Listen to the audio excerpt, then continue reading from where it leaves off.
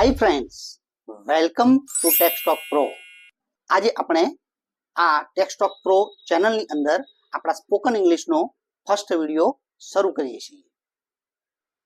હવે આ ફર્સ્ટ વિડીયોની અંદર સૌપ્રથમ બેઝિક લેવલે આપણે ટુ બીના રૂપોનો ઉપયોગ કરીને અને પર્સનલ પ્રોનાઉનનો ઉપયોગ કરીને આપણે એક સિમ્પલ વાક્ય રચના શીખીશું. પણ એ પહેલા હું તમને મારું ઇન્ટ્રોડક્શન આપી દઉં. ફોર એક્ઝામ્પલ, તમારે કોઈ પણ વ્યક્તિને તમારું ઇન્ટ્રોડક્શન આપવું હોય તો તમે કેવી રીતના આપી શકો? Like this: I am Dinesh Gohel. I am Dinesh Gohel. I live in Surat. I am a teacher.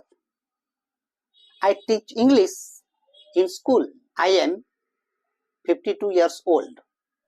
My hobby is teaching, traveling and exploring the hidden places. આ રીતનું તમારું ઇન્ટ્રોડક્શન તમે આપી શકો. ઓકે, સ્લાઇડમાં પણ તમને એની વાક્ય રચનાઓ દેખાશે. હવે મિત્રો, આપણે આજે આટલા ઇન્ટ્રોડક્શન પછી આપણે એક વસ્તુની શરૂઆત કરીશું આ પહેલા વિડીયોની અંદર. આઈ એમ. હવે આઈ એ પર્સનલ પ્રોનાઉન છે અને એની જોડે એમ આવશે. આઈ એમનો મતલબ હું છું. હવે એની જોડે અલગ અલગ તમે નામ મૂકશો એટલે અસંખ્ય વાક્યોનું લિસ્ટ તૈયાર થાય. જેમ કે I am a teacher, I am a student, I am a farmer. Okay, તો આ પ્રમાણે અસંખ્ય વાક્ય રચનાઓ બનશે. પણ આઈ એમના મતલબની ખબર હોવી જોઈએ. આઈ એમ એટલે હું છું. એ જ પ્રમાણે યુ આર, તમારી સામે રહેલી વ્યક્તિ કે જેને આપણે એક વ્યક્તિ હોય તો તમે છો એવું કહીએ છીએ. ઓકે, તમે છો. You are a teacher, you are a doctor, you are a student, you are N engineer. એક વ્યક્તિ આપણી સામે નથી, પણ આપણી સામે ઘણી બધી વ્યક્તિઓ છે અને આપણે એને કહેવું છે તો આપણે you are doctors, you are teachers, you are farmers, you are હાઉસવાઇફ્સ. ઓકે, તો આ પ્રમાણે વાક્યો તમે બોલી શકો. ત્યાર પછી વી આર. વી આરમાં શું થાય? અંદર આપણે આપણી સાથે ઘણી બધી બીજી વ્યક્તિઓ હશે અને આપણે બોલીશું કે we are doctors, we are teachers, we are children. Okay, we are players. તો આ પ્રમાણે આપણે વી આર એટલે કે અમે છીએ અથવા આપણે છીએ એનો અર્થ થશે વી આર. તો વી આર એટલે અમે છીએ. આઈ એમ એટલે હું છું. યુ આર એટલે તમે છો. યુ આર ના બે અર્થ છે. સામે રહેલી એક વ્યક્તિ માટે યુ આર વપરાય, જાજી હોય વધારે હોય તો પણ યુ આર વપરાય. આ ધ્યાન રાખવાનું છે. તો I am, you are, we are. He, she અને ઇટ. હવે આવશે હી, સી અને ઇટ. હવે હી કોઈ એક વ્યક્તિ અને એ પુરુષ હોય તો એના માટે આપણે હી સર્વનામનો યુઝ કરીશું. જેમ કે દૂર કોઈ વ્યક્તિ છે, પુરુષ છે તો હી ઇઝ. પણ એ પુરુષ હોય તો he is a doctor. Okay, he is Mahesh. તો એ પુરુષ હોય તો આપણે હી વાપરીશું. Okay, he is an engineer.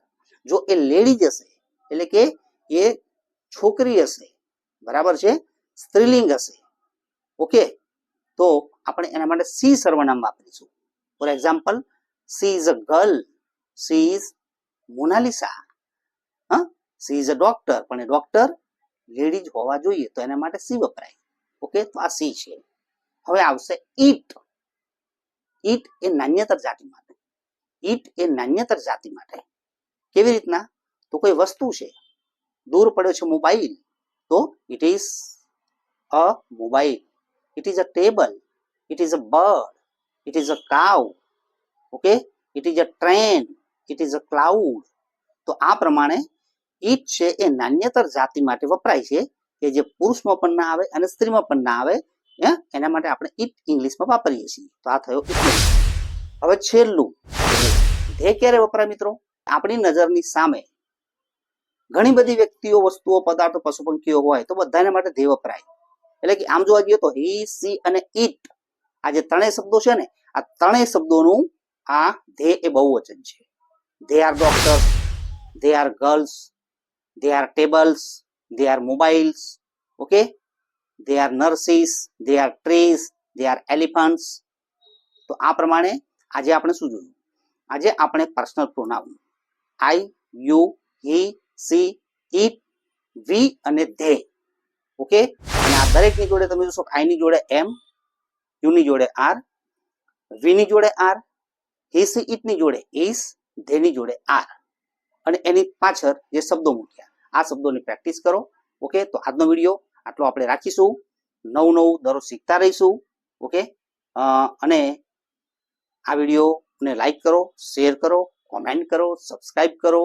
મળીએ આવા બીજા બ્લોગની અંદર. ઓકે, ત્યાં સુધી રજા આપશો. આવજો. Bye bye. C you soon again.